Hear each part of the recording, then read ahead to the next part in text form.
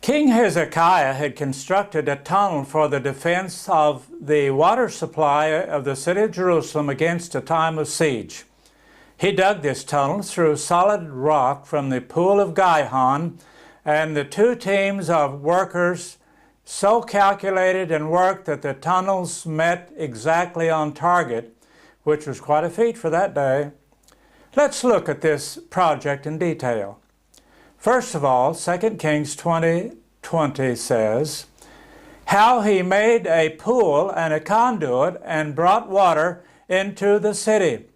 And then 2 Chronicles 32:2-4. And when Hezekiah saw that Sennacherib was come, and that he was determined to fight against Jerusalem, he took counsel with his princes and his mighty men to stop the waters of the fountains which were without the city, and they did help him.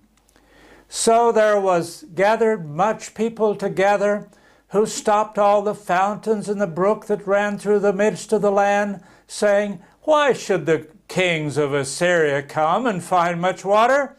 Also he strengthened himself and built up all the wall that was broken, and raised it up to towers and another wall without, and repaired Milo in the city of David. Then verse 30. This same Hezekiah also stopped the upper watercourse of Gihon and brought it straight down to the west side of the city of David. In summary, Hezekiah realized that with Sennacherib's coming, Jerusalem was unnecessarily vulnerable before the mighty Assyrians.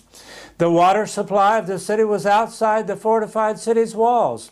So he repaired the walls and even extended the wall around an inhabited area south of the Temple Mount that was outside of the existing city wall.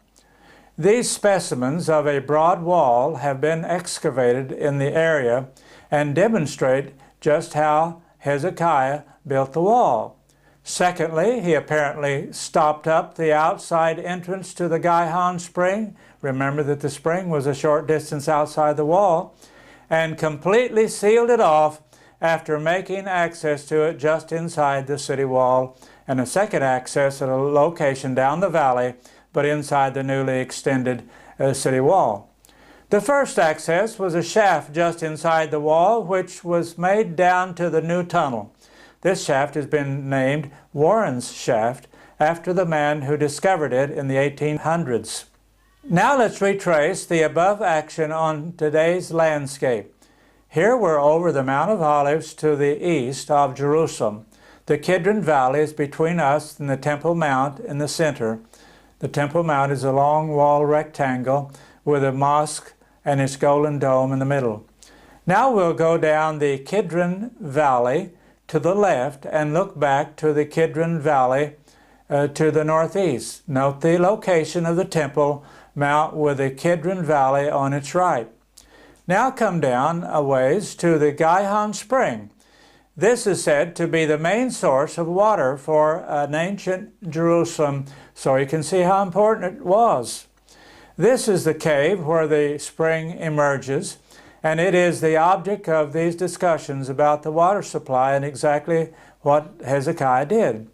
Now note a bit farther down the Kidron is the pool of Siloam. A straight line between Gihon and Siloam would be about 335 meters or 1,100 feet.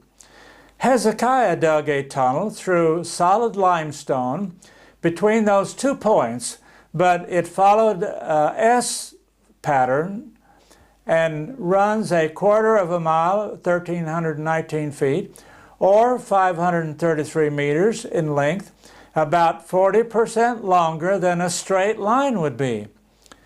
Take a look at this diagram of how it may have been located in relation to the wall of Jerusalem that Hezekiah strengthened and extended. See the Gihon Spring at the right bottom in the Kidron Valley.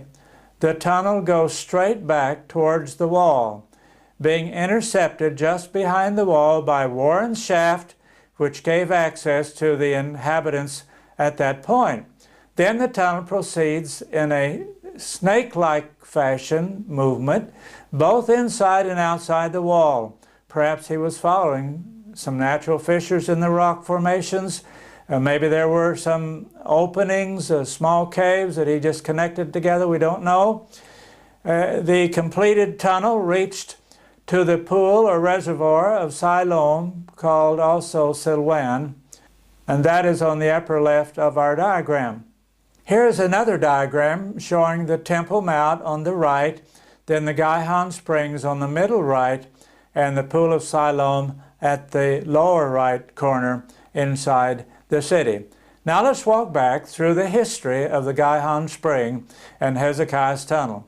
Starting with the Gihon Spring, we proceed into the tunnel some meters until we cross over inside the city wall. At this point, a Warren shaft comes down to intercept the tunnel and provide an access to the water. The last part of Warren shaft is vertical. It drops about 35 feet or 14 meters to Hezekiah's tunnel.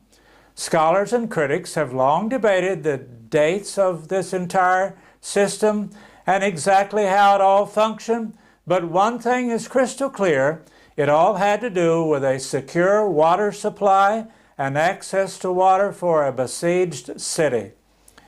Moving on down the tunnel from Warren Shaft, here's the location of an inscription that describes the construction of the tunnel and how the two teams working from opposite directions met. Interestingly, the inscription has been removed by the Turks years ago and taken to their museum in Istanbul, Turkey. Finally, we arrive at the exit, the Pool of Siloam, which provided another access for water for the people in that area of the city. This is the place where Jesus healed the blind man in John chapter 9. He told him to wash off the clay from his eye sockets which Christ had formed. Hezekiah made the Pool of Siloam the end of the line for the water supply in a wartime setting for his besieged Jerusalem. Sennacherib came up against Jerusalem, threatening Hezekiah and his God with mockery and insults. So what did Hezekiah do? Did he send off to some heathen ruler to help him? No, he took this letter of ultimatum from this heathen, blaspheming ruler of the greatest empire on earth, and he read it aloud to the Lord God. Lord, this is what he is saying. What shall we do?